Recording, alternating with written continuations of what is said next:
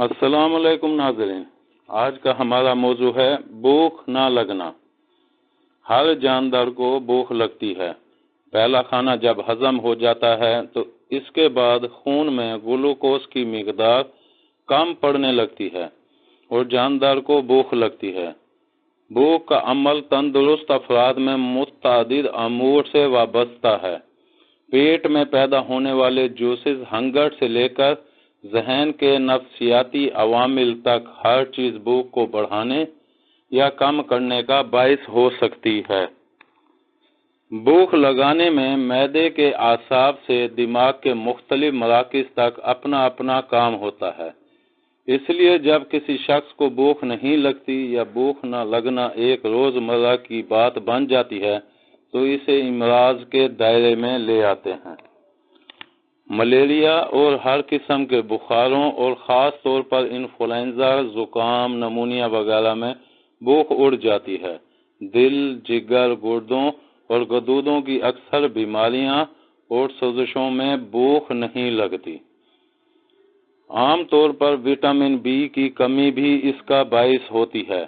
اس کے حصے B1 کی کمی سے بھوک کی کمی اور قبض ہوتی ہے۔ بیزاری، اہل خانہ سے نفرت، پریشانیاں، ڈر، دہشت اور خوف میں بھوک نہیں لگتی۔ بھوک نہ لگنا متعدد بیماریوں کی علامت ہے۔ اکثر مریضوں میں اس بیماری کی علامات واضح ہوں گی، لیکن غذائی کمی کی وجہ سے جسمانی کمزوری اور پھر کچھ عرصے بعد جسم کے مدافعت کمزور پڑتی ہے تو دوسری بیماریاں آ جاتی ہیں۔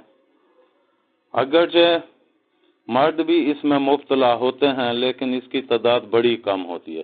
ایک مرد کے مقابلے میں عورت کا تناسب 290 تک ہو سکتا ہے۔ جسم کا درجہ حرارت کم ہو جاتا ہے، ہاتھ پاؤں ٹھنڈے رہتے ہیں، گالوں میں گڑھے پڑ جاتے ہیں، وزن میں کمی تولنے کے بغیر بھی نظر آتی ہے، ہاتھوں پر جھریاں پڑنے لگتی ہیں، بات بڑھ جائے تو چلنا پھرنا بھی دوبھر ہو جاتا ہے۔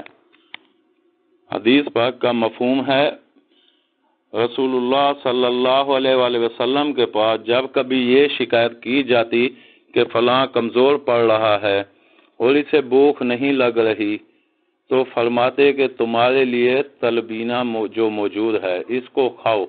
پھر فرماتے ہیں کہ قسم ہے اس اللہ کی جس کے قبضے میں میری جان ہے، یہ تمہارے پیٹ کو اس طرح دھو کر صاف کر دیتا ہے جیسے کہ تم لوگ اپنے چہرے کو پانی سے دھو کر اس سے غلاظت اتار دیتے ہو۔ یہ حدیث جامع ترمذی امام احمد بن حنبل نے اپنی موطا میں اور النسائی میں لکھی ہوئی ہے۔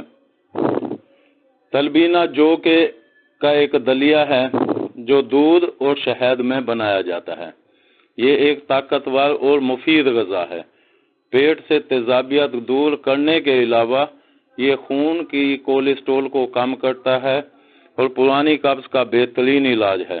نبی صلی اللہ علیہ وآلہ وسلم نے اسے بھوک لگانے والا قرار دیا ہے۔ ان کے ارشاد کو برحق قرار دینا ہی ہماری فرما برداری ہے۔ اس کے علاوہ انجیر کھانے کو ہضم کرتی ہے۔ کچھ مریضوں میں بھوک نہ لگنے کی ایک وجہ پیٹ میں ہضم کرنے والے خامروں کی کمی بھی ہوتی ہے۔ چونکہ دوپہر کا کھایا ہوا کھانا ہی شام تک پیٹ میں بوجھ بنا لگتا ہے، اس لیے اگلے کھانے پر طبیعت تیار نہیں ہوتی۔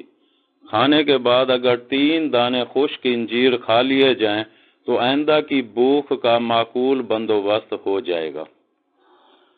اس کے علاوہ محدثین نے ادرک کو آنتوں کے مسائل کے لیے اکسیر قرار دیا ہے۔ یہ جگر کی اصلاح کرتے ہوئے پرانے سدے نکال دیتا ہے، تبخیر کو دور کرتا ہے، ایک نسخے کے مطابق ہاضمے کو بہتر کرتا ہے۔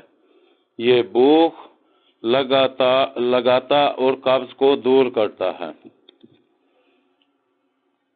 تو محترم ناظرین، آپ ہمارے اس چینل کو سبسکرائب کریں اور ساتھ میں بیل آئیکن کے بٹن کو پریس کر دیں تاکہ ہماری ہر آنے والی ویڈیو آپ کو پہنچتی رہے۔